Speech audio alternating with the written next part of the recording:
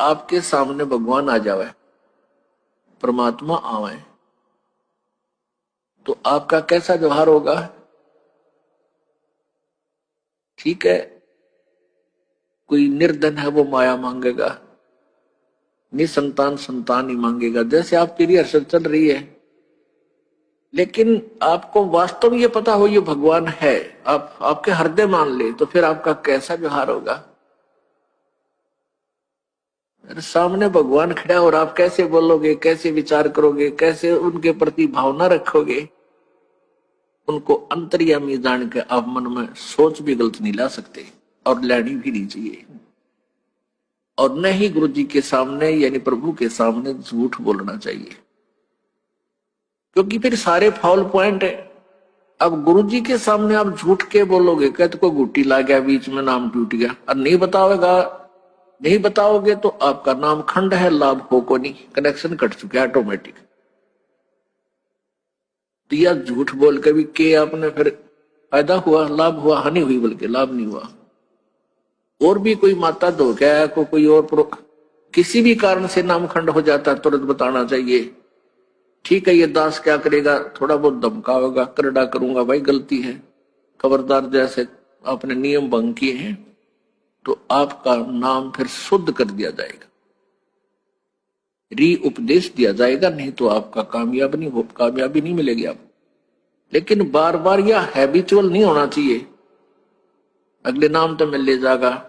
इसका कोई समय होता है, इसकी लिमिट होती है, कितनी बार किन परिस्थितियों में आपने से खंड हुआ, फिर वो नाम आप चाहे 20 बार डेली काम करना बंद कर देगा। तो इसलिए हमने बहुत डर के, जैसे माता गर्भ को रख यतन बना और ठेस लगे तो छन हो तेरी ऐसे भक्ति जा। किसी बहन बेटी को काफी समय के उपरांत गर्भ रहा हो, फिर वो जाने है उस बच्चे की, उस गर्भ की वो कितनी चिंता करती है। रात में भी करवट लेते समय भी एकदम आंखें खुल जाती है, तो देखती है कहीं मेरे बच्चे पर दाब तो नहीं आएगी, कहीं बच्चा मेरा खराब तो नहीं हो जा। ऊंचे नीचे पर पैर टेकते समय भी वो कई बार सोचती है। तो पुण्यात्माओं, ऐसे ही ये भक्ति रूपी गर्भ को आपने ऐसे यत्न बनाकर बचा कर रखना पड़ेगा, फिर ये अनमोल लाल आपको मिलेगा। ये बकवाद करने की बात नहीं है, ये मजाक की बातें नहीं है, इनको हृदय में धरना पड़ेगा कि हम क्या करने आए हैं, किस उद्देश्य से हमने उपदेश लिया है।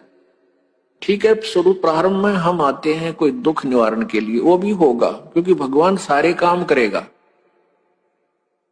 और फिर कुछ दिनों में आपको ज्ञान हो जाएगा, फिर आप कुछ नहीं मांगोगे, केवल यही मांगोगे परमात्मा चरणों में रखना, एक गुरुजी चरणों में रखना, दूर ना करना। क्योंकि जब हम चरणों में रहेंगे तो फिर परमात्मा कौन सा बालक है, अनजान है, उसने हमारी प्रॉब्लम का पता को नहीं, वो तो अंतर्यामी है, हमारी प्रॉब्लम हमें नहीं पता, उसको पता है। और जो सच्चे दिल से अनन्य मन से पतिभर्ता पद पे आके भक्ति करते हैं, पतिभर्ता पद का अर्थ है कि किसी और इष्ट की पूजा नहीं करे, केवल अपने कबीर परमात्मा की, नथिंग एल्स। तो ऐसे पतिभर्ता स्त्री की कहते हैं, जो जब ऐसी मदद करता है परमात्मा, पतिभर्ता जमीन पर दो दो धरे पांव और समरस झाड़ू देते हैं, कहीं ना काटा लग जावे। जैसे पतिभर्ता यानी एक इष्ट पर आश्रित और सभी उपासनाएं छोड़कर सच्चे दिल से गुरु मर्यादा में चलती हुई जो आत्मा पुण्य आत्मा है, वो पतिभर्ता परमात्मा के प्रति है। और फिर अपने जीवन रूपी सफर में वो जितने भी कदम रखती है परमात्मा, उस पाप रूपी कांटों को आगे आगे बुहारता चलते हैं, झाड़ू देते हैं, कहीं मेरी प्यारी आत्मा को कांटा ना लग जा, यानी कोई कर्म दुख ना दे जावे।